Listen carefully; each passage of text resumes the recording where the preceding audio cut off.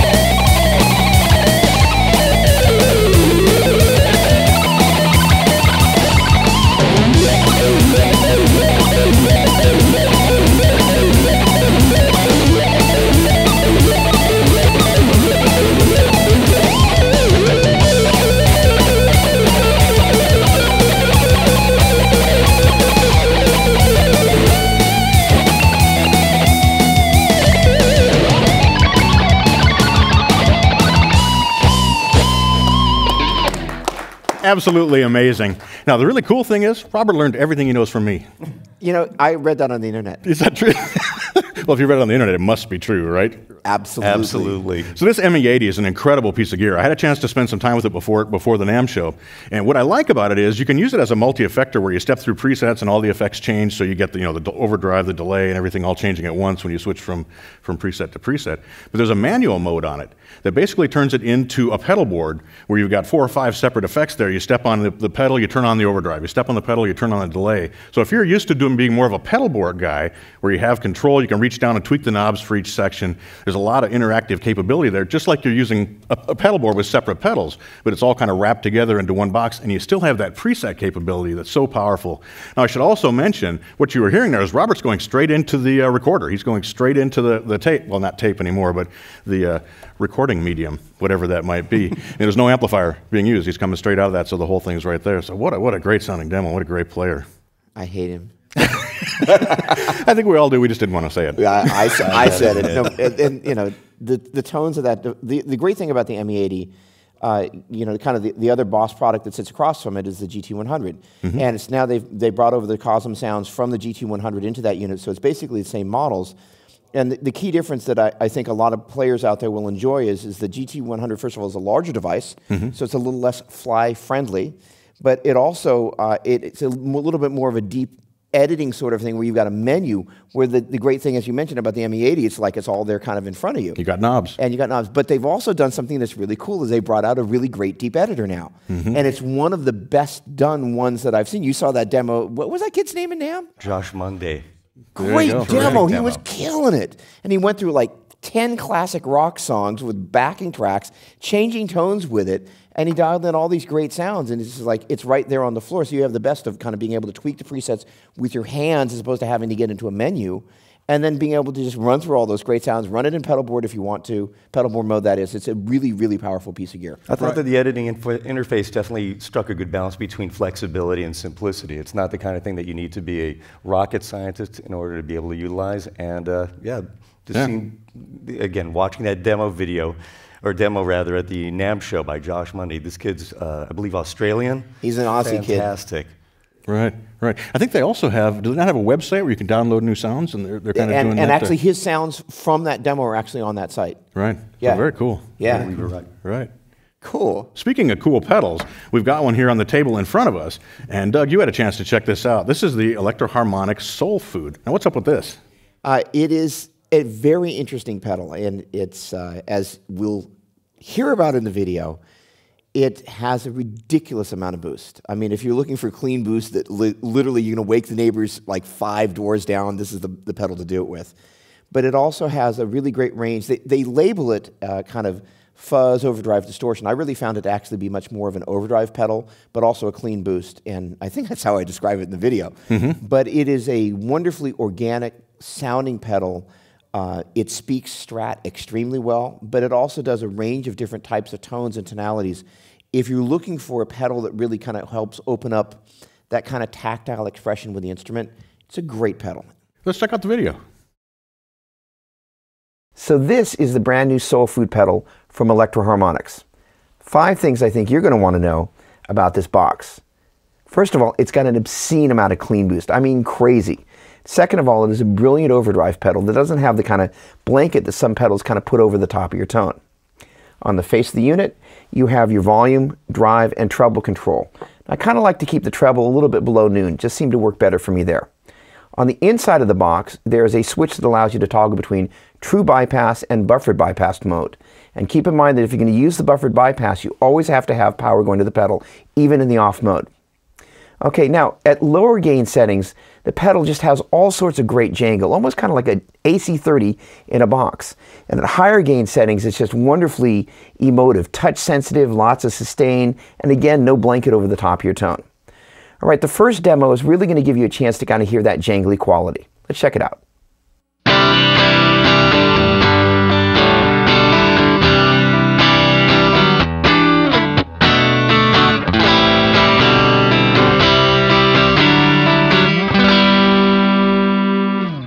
So for the second demo, I'm actually playing the same part, but I've moved from the neck position to the middle position, and I've added the stereo memory mat. And what's really great about this is it allows you to kind of, just depending on how hard you hit the strings, really emote different types of textures depending on what you're doing with the pickup selection and your pick.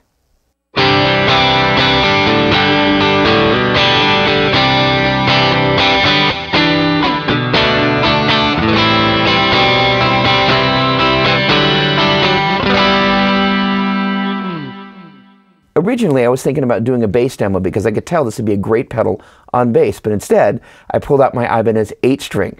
And what's neat is it adds a little bit of jangle on the top, a little bit of hair, and also just a little bit of compression when you hit the strings. Check it out.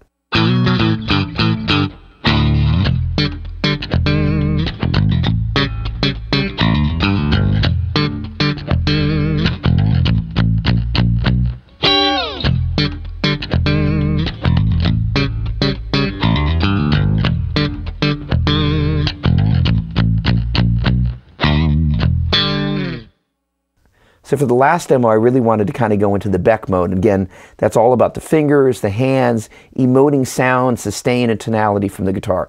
This pedal does a great job of getting those sounds.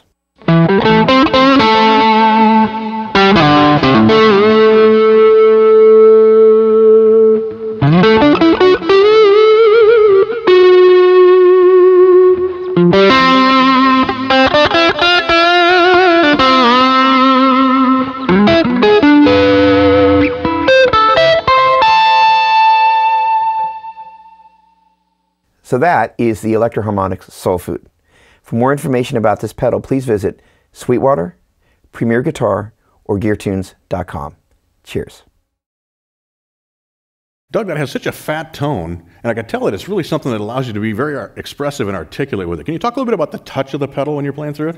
Absolutely. Well, I think there are a couple of different types of drive pedals that players seem to go for. One is kind of the classic tube screamer that, as I mentioned, kind of there's the blanket or the non-blanket.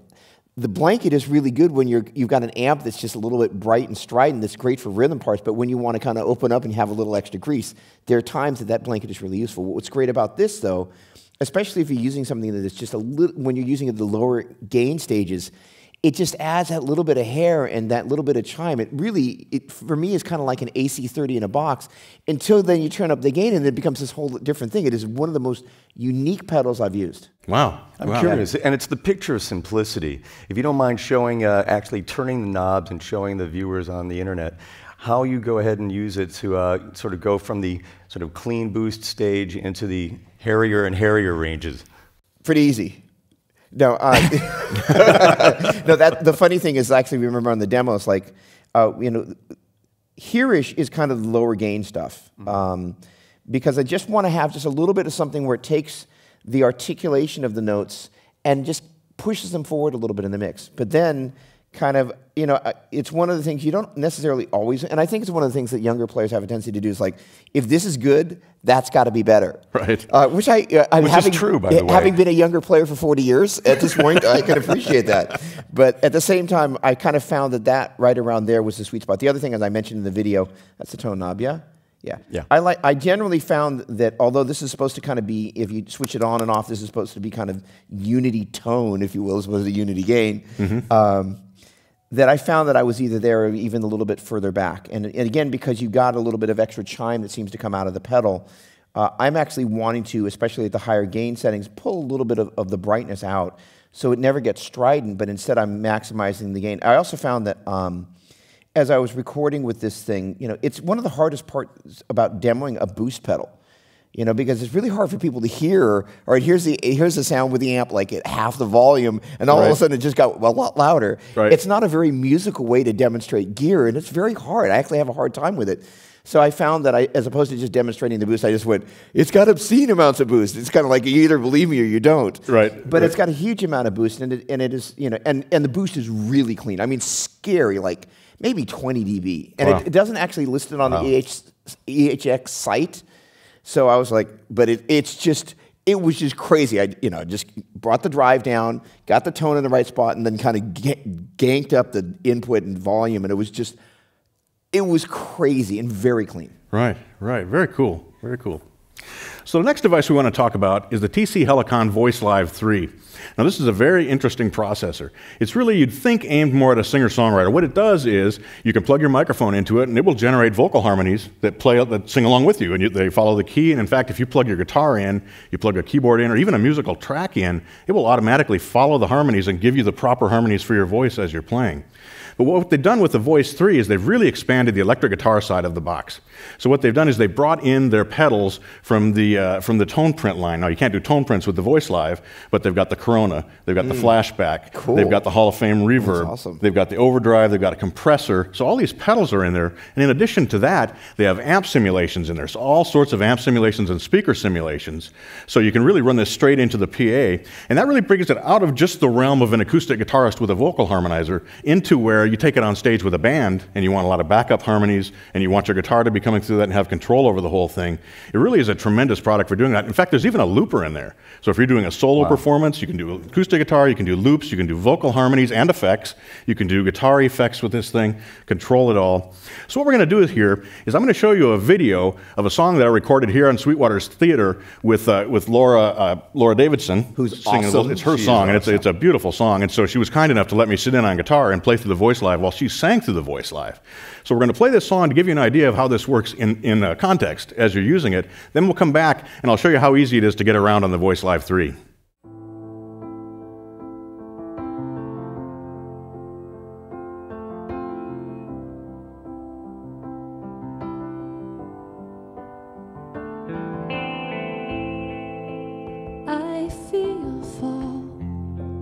Coming round the bend, changing everything. The leaves will turn from green to gold to gray as summer blows away. But I hear a voice blowing in the wind, whispering, I'll be home again to save you from this hell. I promise you I will, before the first shade of winter.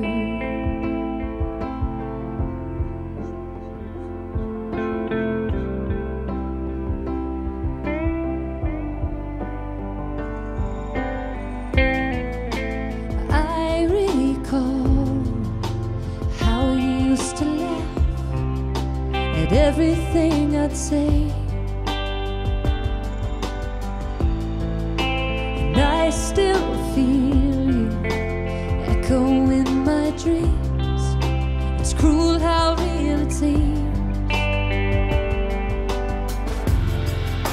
but I hear a voice blowing in the wind, whispering, I'll be home again, from this hell. I promise you I will, before the first shade of winter. Leaves falling down, you cannot be found.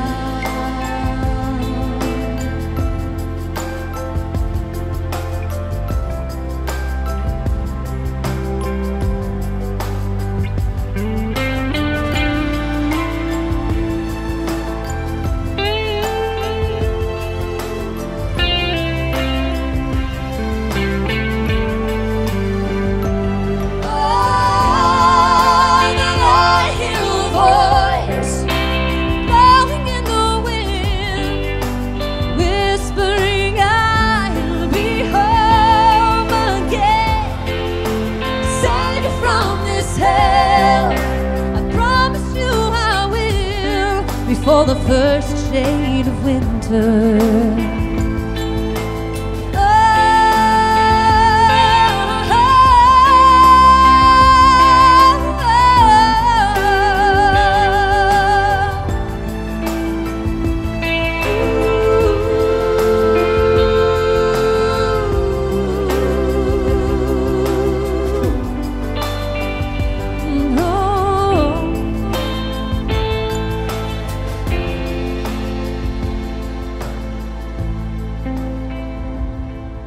That song by Laura Davidson is called First Shade of Winter. Really a beautiful song. We appreciate her letting us use that, and I appreciate her letting me play on it with her.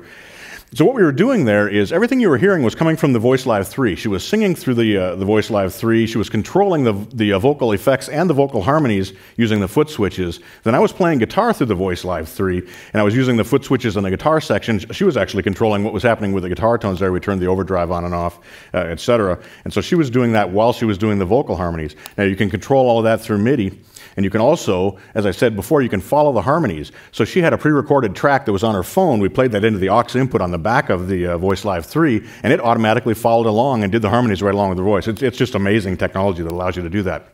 But let me show you a couple things about this box. There are 3 basic modes when you're operating it, and they're indicated by the color on the front panel that surrounds the different switches. So if we're in blue, we're now working with the vocal harmonies. So we can turn on the harmony, we can turn off the harmony, we can turn on delay, and it's indicated by both the blue color and the little microphone beside each of the effects types there. So it's very easy to tell what you're doing. When you step on the switch and you hold it, it turns pink or kind of a purplish, and that puts you into the looper mode. To exit that, you step again, takes you back out. Press it once, and we go red on the colors, and we get a little guitar icon, and now we're working in the guitar mode.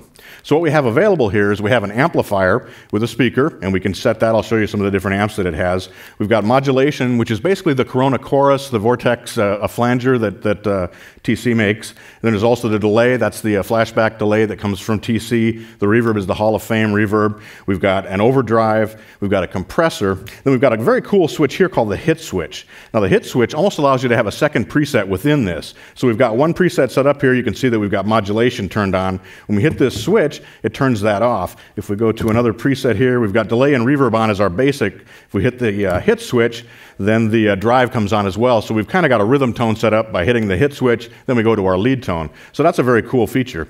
Now editing this is very simple. Let's go back to preset 1, our basic sound here.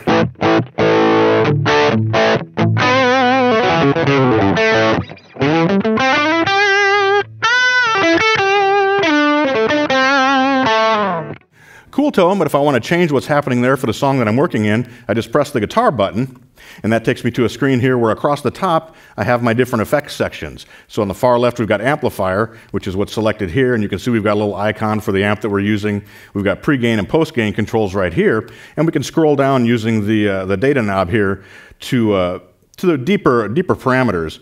What we really want to check out here, though, is the 4 knobs underneath give us instant access to parameters. So we're on an amp right now called Chicken Picker. That's not really a chicken picking tone, but it's got a lot of gain dialed up on it. Now we can change to a different amp. We just dial back here. We can have a set up more of a clean.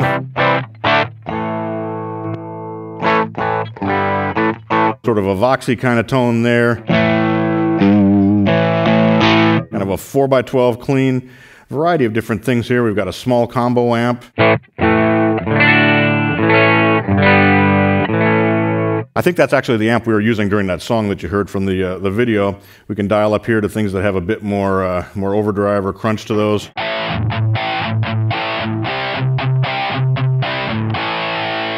We have our pre-gain control right here, so we can clean that up if we want. Or dial that up. We also have control over our output gain. And again, as I mentioned, if you want to work with the EQ on the amp, you could scroll down using the data knob. Now to switch to the other effects, we just use our left-right buttons. So we can choose here. This is our overdrive. We have a variety of those available there. It's a boost pedal. There's a drive plus a boost. Turn those on.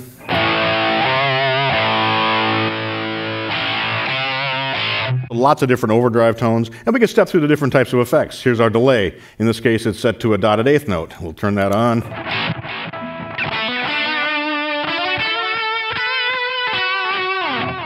So while we're playing, we could be turning those individual effects on and off, or we could be stepping through presets, or it can all be controlled through MIDI. In addition, we've got a reverb processor, we've got a compressor on board, really nice compressor. There's a wah effect if we're using an expression pedal plugged into this. We can do a modulation effect, which is on right here. That's the Corona chorus. We'll scroll over to that. We could turn that to a flanger if we want to.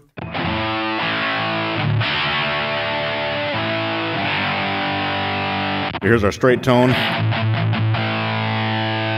Bring in the flanger.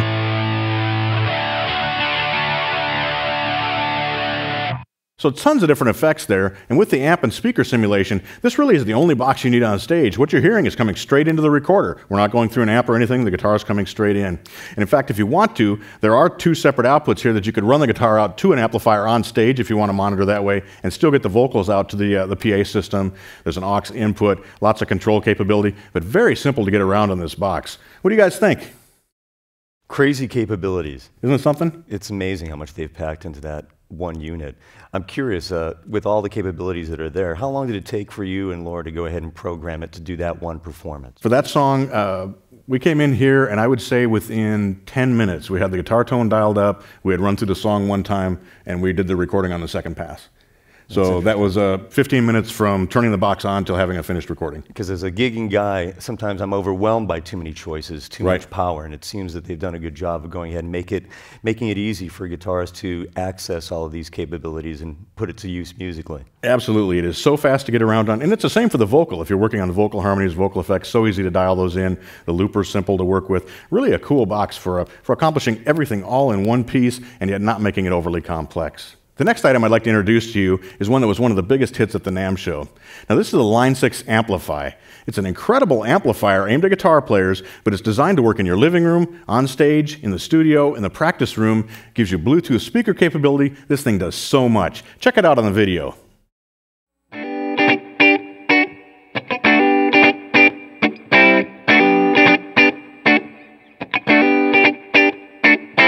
This is the Line 6 AMPLIFi 150, brand new amplifier introduced at Winter NAMM 2014 and one of the biggest hits at NAMM this year. The AMPLIFi 150 has some unique features that really set it apart.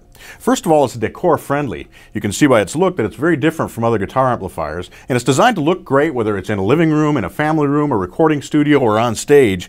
So it's really designed to blend in no matter what the decor is in the room that it's sitting in. Second of all, in addition to being a guitar amplifier, it's also a wireless Bluetooth speaker. So it's set up that you can play music through it from your mobile devices, an iPad, an iPhone, whatever you might have that can connect by Bluetooth, can play music through this. Third, we have control over all the editing parameters using an iPad or an iPhone running an iOS app. So you can take charge of all the settings. There are 200 amplifiers inside, tons of different effects. So you can edit all those settings, save them to the unit, and you can also upload them to the cloud to share them with other users. Now out of the box, the AMPLIFi 150 has 4 tones already loaded into it. We've got 4 different amplifiers that you can select from the front panel. So here's amp A.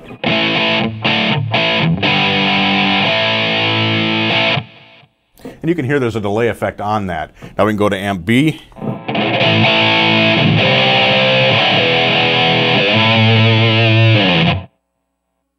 Amp C is a cleaner tone.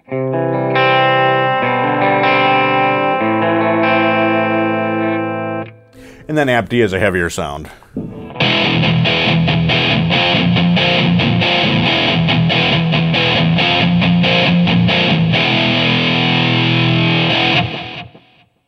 Now we still have complete control over those sounds. If we go back to amplifier A, here's our straight tone. We can adjust the drive for that.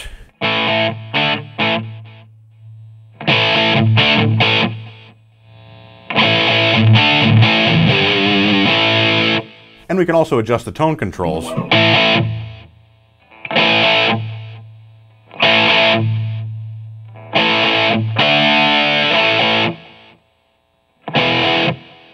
We can adjust the effects level.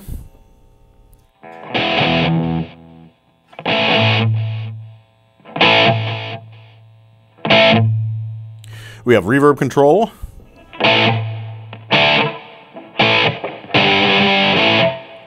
So right on the front panel you have a lot of tone shaping power. The AMPLIFi 150 can also interact with the cloud using your iOS device in 3 different ways. First of all, you can save the sounds that you create in the AMPLIFi 150 and store them to the cloud for other users to access.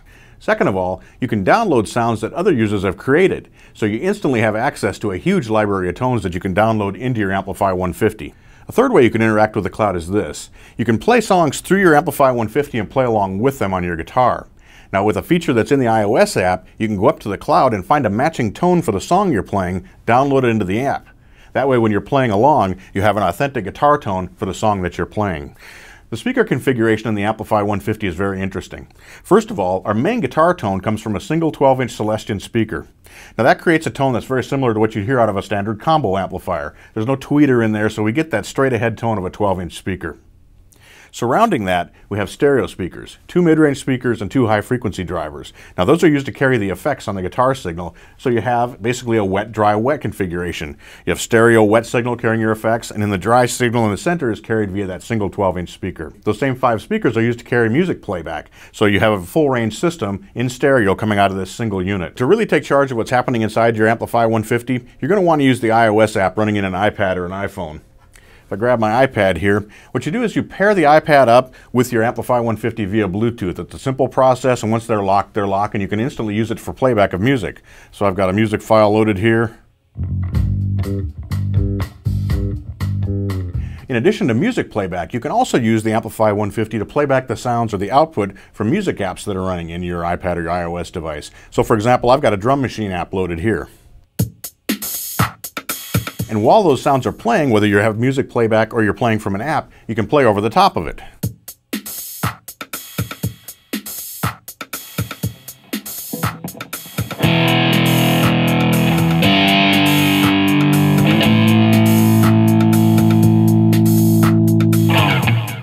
And we can adjust the relative volume levels between the playback and your guitar tone so you can get the perfect mix. Now, the nice thing about this is all the sound is coming out of one speaker system, so it really sounds like you're playing along with what's happening from your iOS device. We can also edit tones right here on the iOS device.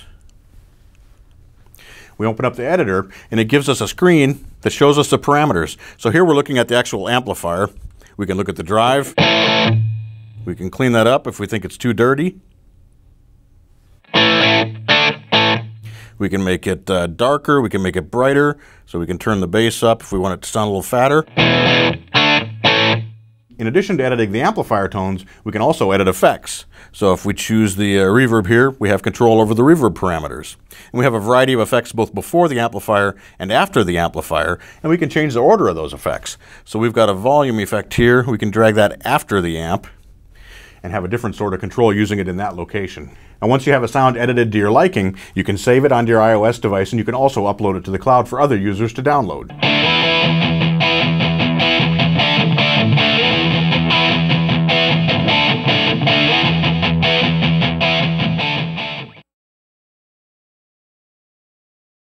The AMPLIFi 150 is such a cool amp. And one thing I didn't mention there in the video is it's so lightweight. And you can grab right in the slot that's on the top there and pick it up and take it anywhere you're going. And even to the point of you're going to have a party out on the patio and back, pick it up, take it out there, play from your iPad, your iPhone through it, then take it back in, play guitar through it and practice. It really is a cool box that has so many uses. That portability is pretty cool, I got to say.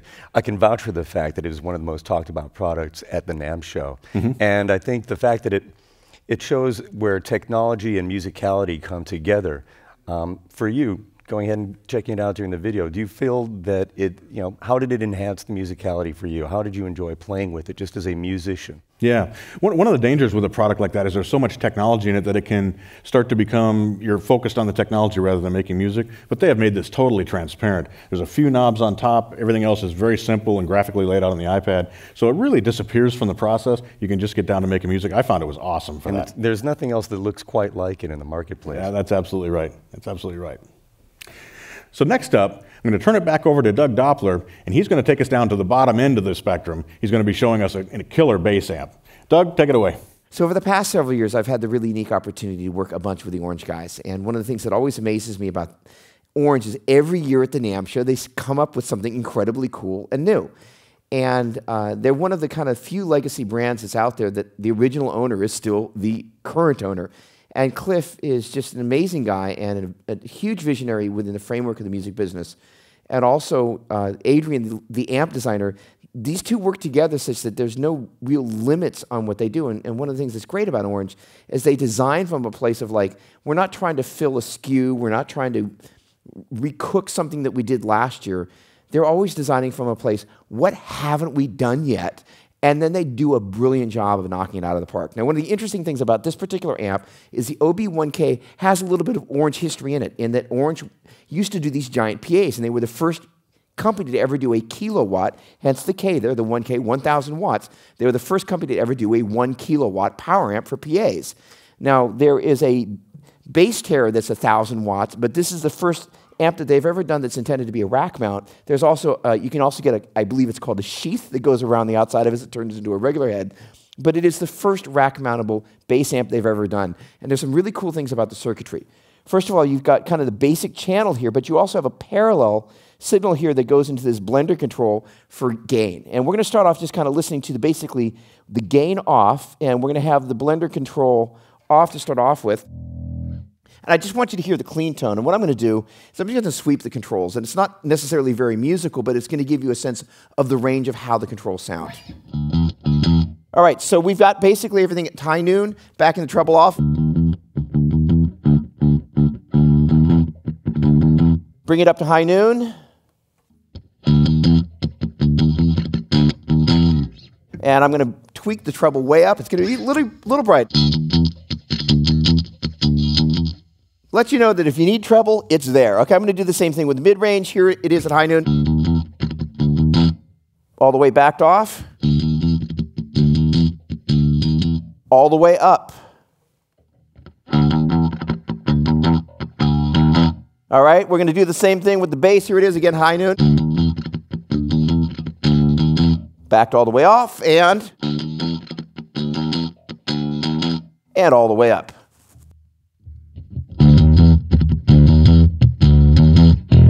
All right, now the beauty of it is that there's obviously a huge amount of tweakability. One of the things we've talked about a lot today is these kind of frequencies that are sometimes in between where the EQ points of an amplifier are set. And it's one of the things that Orange does exceedingly well is they set the EQ points, first of all, at great places. Some amps, you're like, why did they put that control there in terms of treble, middle, and bass? So you obviously heard there's a huge amount of sweepability, and this does a great job of being able to kind of find the right tone for the bass in the song. The other thing that's super cool here, though, is with the blender control. First of all, I'm going to start off just, again, I've got everything on high noon. I'm going to blend in the blender control, and it's a parallel circuit that you can bring in some hair.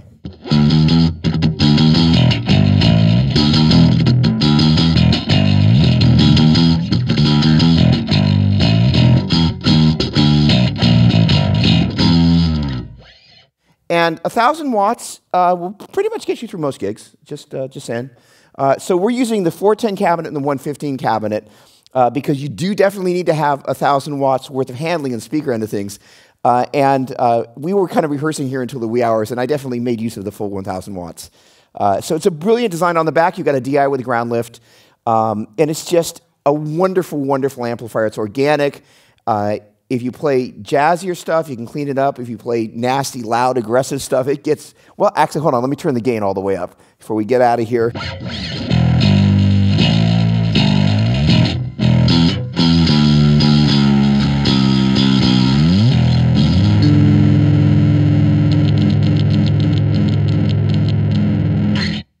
That's kind of nasty in a good way. I think the Orange guys call it filthy.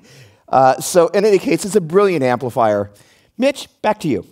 Wow, Doug, that thing really is a beast. I mean, my gosh, 1,000 watts and all of that power. What I like, though, is that when you do make it dirtier with that blend control, it keeps the solid bottom end there. It doesn't drop out, it doesn't get thin. It's still got a lot of punch and a lot of power. It is, I think, the only amp that I know of on the market that actually utilizes a parallel circuit specifically for that reason. So you're not losing the organic quality and that wonderful rich low end, because I'm sitting right next to this thing. There's an abundance of bottom end, and I can feel it in the stool, to tell you the truth. But you don't lose any of the definition when you bring in just the nasty, filthy distortion. Right. How much were you using the low B string when you're going ahead and demoing this? I don't think I even went down to the low B. When you're checking out last night, as opposed to today, because I was feeling it on the stage right now. And the funny thing is, I'm not anywhere near, like, I'm at about 9 o'clock. Scary loud. Right, right. What an incredible amplifier. Absolutely. So going from something that is incredibly powerful, a beast of an amp, to something that's a little gentler, let's take a look at the new 800 series from Taylor. Now this year for 2014, Taylor completely redid the entire 800 series. Now I had a chance to get my hands on the 814 CE, which is a cutaway version, and I had a chance to put it through its paces. Check out this video.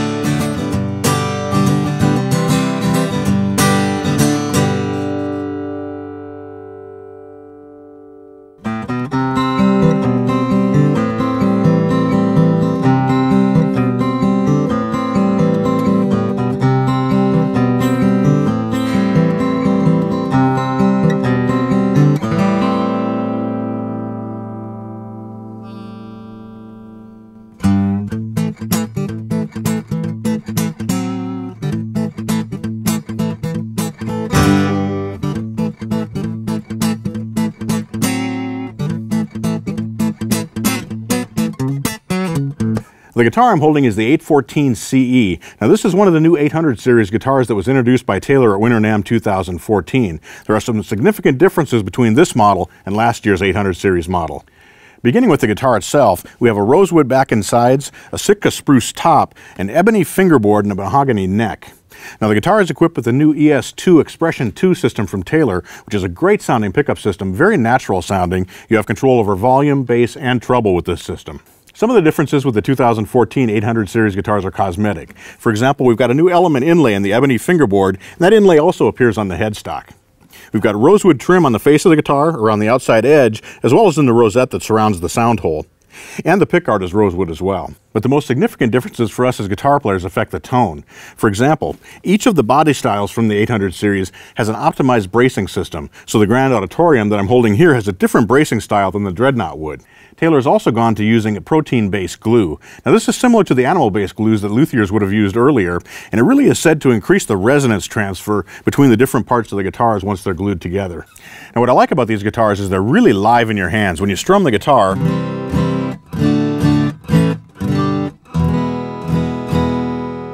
the whole thing resonates, so you feel the body resonating against your body. You also feel that resonance go all the way up the neck and into the headstock as well. The whole guitar feels really alive. The notes really seem to jump out as you're picking them, whether you're playing with a pick or fingerstyle. The Expression 2 system also sounds great. Let's listen to what this preamp can do. I've got it set for basically a neutral sound. I've got the bass control and the treble control both set to 12 o'clock, the volume set to 12 o'clock. So this is pretty much straight out of the guitar with just the pickup.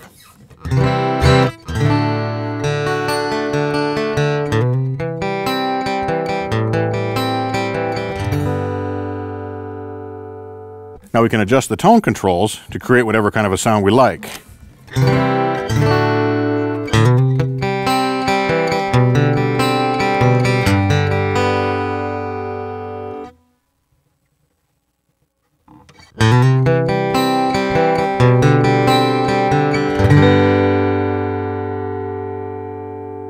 So you have a lot of flexibility, whether you're in the studio or you're on stage, for crafting exactly the electric sound that you want out of the guitar. But of course, where these guitars shine is really as acoustic instruments. Put a couple of microphones on them, they sound incredible. Of course, like all Taylor guitars, one of the great things about the 814 CE and the entire new 800 series is their playability. If you're an electric player, you're especially going to like this. It has a nice shallow neck carve to it. It's comfortable to wrap your hand around, and the action on these is really comfortable.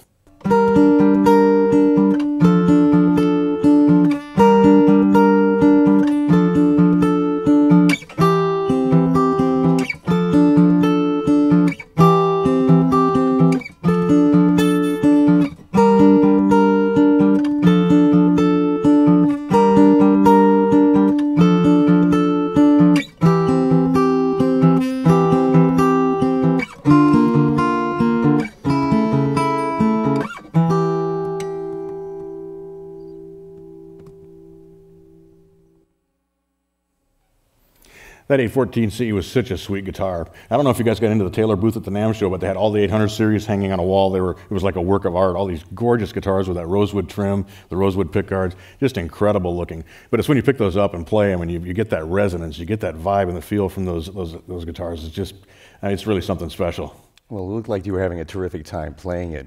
The Premier Guitar editorial team actually got a chance to check out the 814 CE as well. They loved it, and in fact, it ended up winning a Premier Gear Award from the PG editors. So clearly, nice. Taylor has gone ahead and basically hit it out of the park with this guitar. Yeah, they really upped the ante on the 800 series with the protein glue and stuff. The resonance is really amazing, and I love that Expression 2 system. Sounds. Did you think it sounded natural? It was. What was nice about it is there was an organic quality about it, where you really had a sense that you were hearing the fingers, which is really, you know, I think it's one of the things that we hear so much processed acoustic guitar these days. It's really nice to kind of go, I'm hearing the touch of the hand.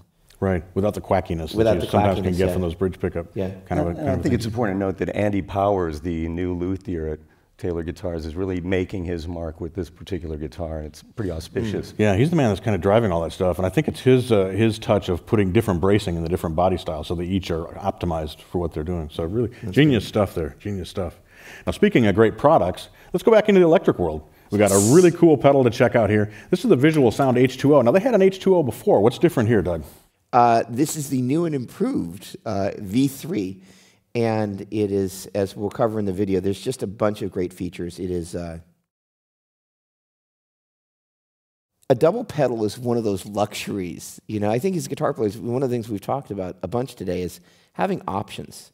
And as we'll talk about in the video, there are just a number of options that the pedal has to deliver. But one of the things that I really enjoyed, I think it really comes through in the demos, is you just see me really kind of going, there are sounds here that enable me, and it really, an effect for me is a vehicle to get from point A to point B, or in this particular case, because there are two effects inside there, from point A to B and to C. And then I also blend in one of the other visual sound double pedals. And, you know, it provides a range of, you know, if you will, Swiss Army knife tools, so you can kind of get in there and craft a tone. And the pedal will take you someplace that you wouldn't have been able to go without it. And that's really what I enjoyed about it so much. Very cool. Let's check it out in the video. So this is the brand new Visual Sound H2O Chorus Echo pedal. 5 things I think you're going to want to know about this. First of all, in 1997, Visual Sound released the first true double pedal that took one enclosure, had 2 separate effects with separate controls and on-off switches, and this unit really kind of takes that a whole other step further. Basically, you can run this as 2 separate pedals thanks to the unique jacks on the back side of the pedal itself. From left to right, you've got the in and output jacks for the echo side, and then moving over from there, you've got the in and the output jacks for the chorus side. And you can see with out 1 and out 2, it's obviously a stereo chorus. Now, the way most people are going to be inclined to use this pedal, as opposed to separating the 2 sides out, is probably to run into the leftmost input and run either output 1 for mono operation or output 1 and 2 for stereo operation. And that's going to give you stereo chorus imaging, and the echo is going to be on both output 1 and output 2. All right, one other great thing about this unit that I love is it's got a tone control for the chorus circuit. And one of the things that I found in using chorus is sometimes you step on it and it's either too bright or it's too bassy, and kind of getting that perfect blend. This tone control really makes it easy to do. Great feature. Another thing that's on the face of the unit is next to the tone control, you've got a chorus and vibrato blend control. All the way over to the left, it's just the chorus side. All the way over to the right is pure vibrato. And basically, in case you didn't know, chorus blends in the direct signal with the affected signal, but vibrato gets rid of the direct signal. So the ability to kind of dial in between those two really means you can kind of fine-tune not only the tone, but kind of the blend of how kind of warbly your chorus actually gets. It's a really great level of control to be able to have over this unit. Okay, now, separate from the controls and double pedal thing, this guy has a lifetime warranty. I've traveled a bit, and I've kind of watched what those baggage handlers do with my instruments. I call it the Stratapult. And the fact that this thing is intended to be a fly device, the fact that it's going to sit in the back of the van with your roadies tossing your pedal board in there, and that they offer a lifetime warranty for this device, I think that's pretty impressive. I think they've got a lot of confidence in the ability for this thing to withstand a pretty brutal beating. All right, that's enough talking. Let's get on to the playing. So for this first demo, I'm just using the echo side for something with a nice little, kind of a spanky clean tone with some nice echo.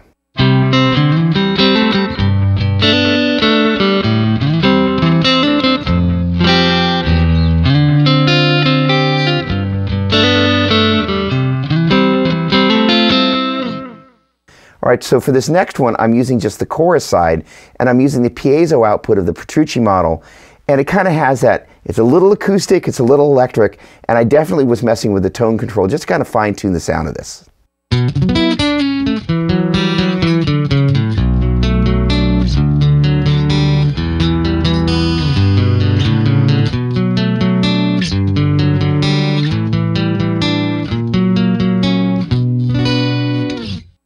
So for this one, I'm blending one of my other favorite double pedals, the Route 66, and I'm just using the compressor side of the pedal, and in turn I'm running that out into the H2O, where I'm now using both the chorus and the echo sides of the pedal.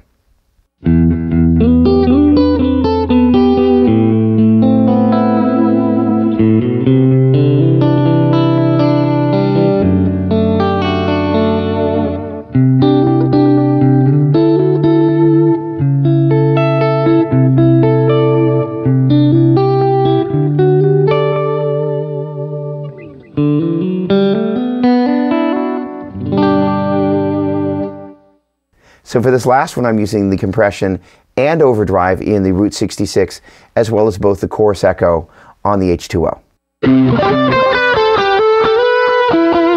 So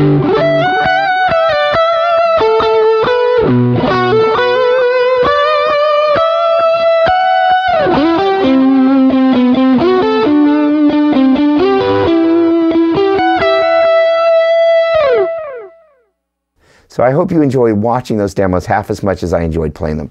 I love this pedal. For more information about the Visual Sound H2O, please visit Sweetwater, Premier Guitar, or GearTunes.com. Cheers. Jon, what a lush sounding chorus pedal. I mean, I used the original H2O, and this thing just seems like it takes it to a whole other level. It's just lush is the word that I would have to use for this. I could sense the lushness just listening to the video. Right, absolutely. I got to ask you, Doug, what was it tempting to go ahead and continually use both of the effects at once, or do you go ahead, were you enjoying just having one at a time? You tell me. I must admit, like many guitar players, the concept that more has got to be better. But what I actually really enjoyed in the demo where I did just the echo was like, you know what? It was this nice, really spanky tone, and the temptation to go ahead and add chorus when it didn't need it. I was like, restraint, hey, this is good. I can learn this, sort of. Sort of, yeah, sort of. Right. And it's definitely a strong standalone echo, I got to say. You know, being able to go ahead and, with each of these effects, being able to go ahead and operate on its own, that's the real testament to how well this works.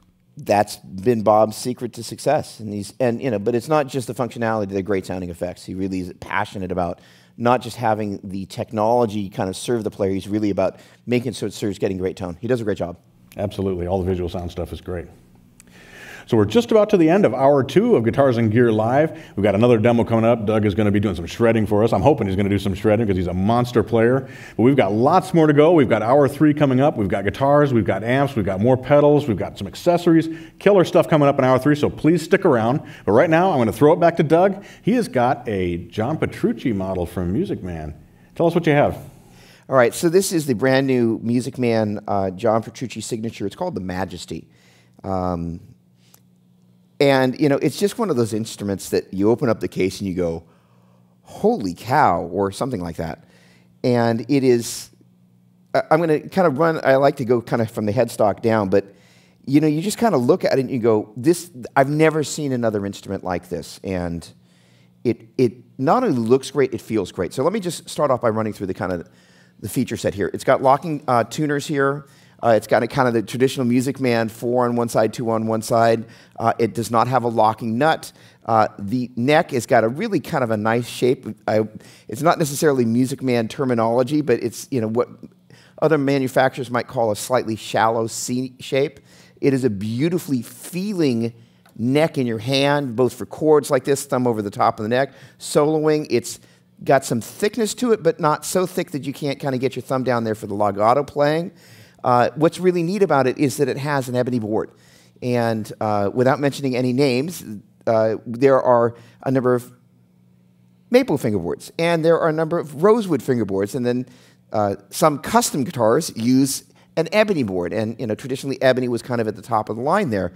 And the thing that's really unique about ebony is that it's got kind of the warmth of rosewood, but it's got a little bit of the spank of maple, so it's kind of the best of both worlds. So it's got just a very unique sound to it. The other thing that's kind of a departure in the Petrucci series of guitars is that this is actually the first Petrucci, not the first Music Man instrument, but the first Petrucci model that's actually a neck-through body. And this is a maple neck, and then the wings here are actually basswood. So it's really light. And then there's the top here, which is just awesome. What Jon wanted was he wanted something that was really unique in terms of the way that it looked. And so what they ended up doing was really taking a maple top here, and they did laser etching, and it's just got this incredible texture to it that is just fascinating. The other thing is it's got these crazy recessed controls that are unlike anything I've ever seen, and there's a bunch of secondary functionality that's inside these controls that when you do some of the different tap functions that we're going to come back to in a moment. The switches are again recessed, and then this guy up here is kind of the traditional Music Man. This is your electronics, traditional electronic magnetic pickups. This is a blend of the traditional electronics and the piezo, and then that's just the piezo. So in terms of the controls, this is your volume control, tone control, and your piezo. Some people say piezo or piezo. I say piezo. It's called the whole thing, yeah. So this is our 3-way toggle switch between the bridge pickup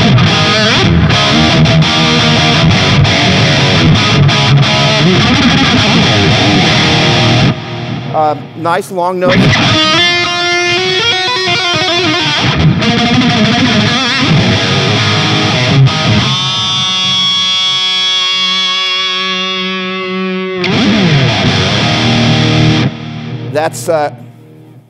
That's the bridge, the neck pickup.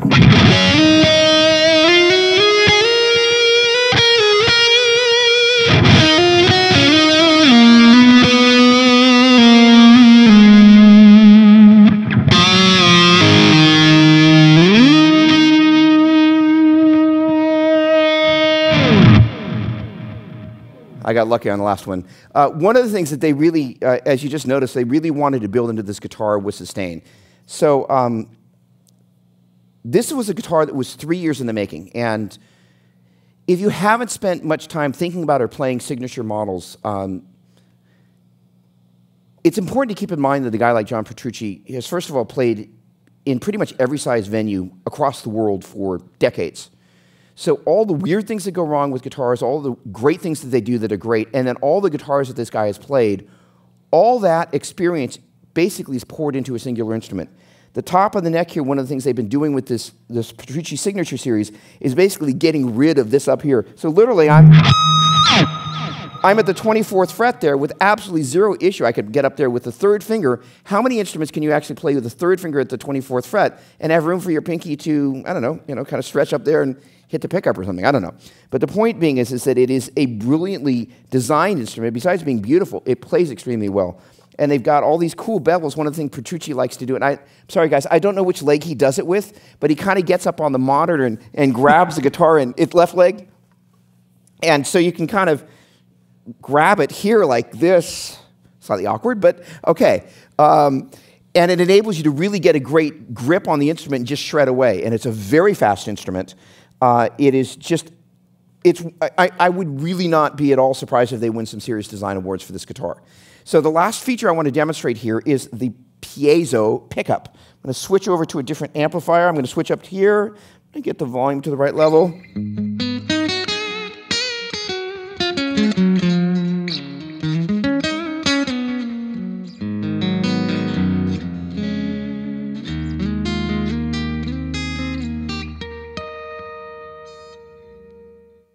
Back to you guys. Brilliant. Thank you, Doug.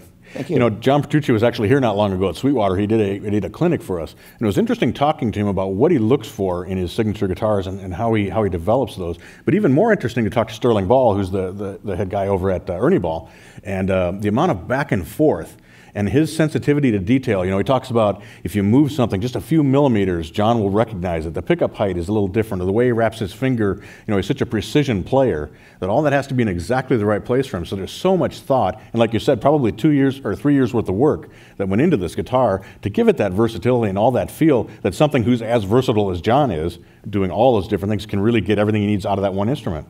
You know, what's great about it is this literally kind of takes all the positioning of where John likes things to be exactly. It ported it over from the other instruments. But they did bring in, I'm sorry, I'm forgetting the name of that technology.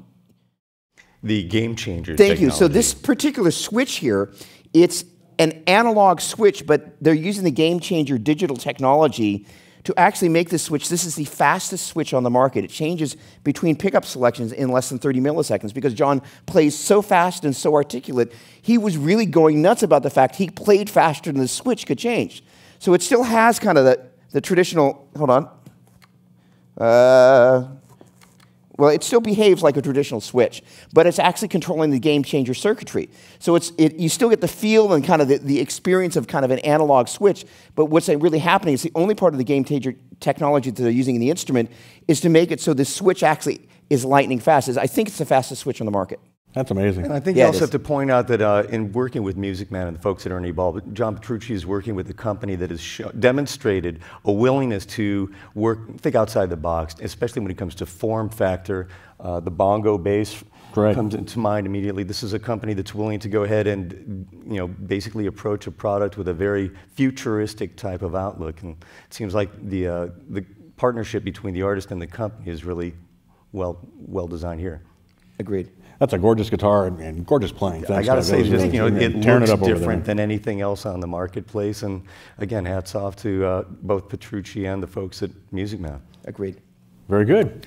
That brings us to the end of hour 2, or I like to think of it as set 2, right? We're musicians. So that's the end of set 2. Well done. We're going to move right into set 3. We got a lot of great stuff coming up here. You can call it hour 3 if you want to, I guess, if you have to. But it's set 3 is really what it is.